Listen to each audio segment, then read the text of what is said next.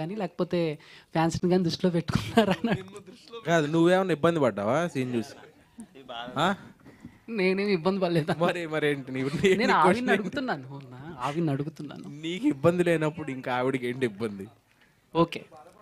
మీరు see one thing with I think Telugu audiences, వాళ్ళు ఎవరిని ఓన్ చేసుకోకుండా ఇష్టపడరు. తెలుగు ఆడియన్స్ ఎలా అంటే మనం ఏదో ఒక రిలేషన్ అవ్వాలి వాళ్ళకి, particularly because I'm an actress.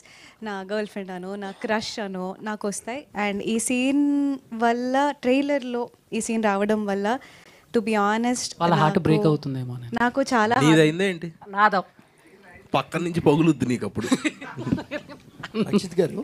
నాకు చాలా హార్ట్ బ్రేకింగ్ మెసేజెస్ అయితే వచ్చాయి. బట్ నేను ఎలా చెప్పాలి అంటే, ఇప్పుడు మనం ఒక నమ్మకం పెట్టుకొని ఒక సినిమా చేస్తాం.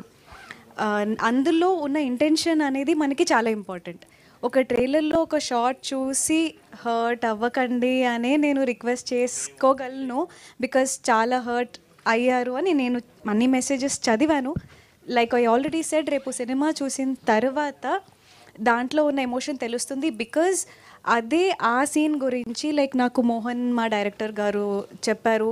నా సర్కిల్లో ఉన్న చాలామంది ఫీమేల్స్ ఎవరైతే ఉన్నారో వాళ్ళు ఎమోషనల్గా అలాంటి ఒక ఫీల్లో because it is not a romantic shot, it is a very emotional shot.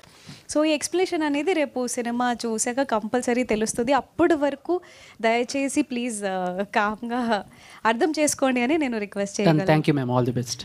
Thank you.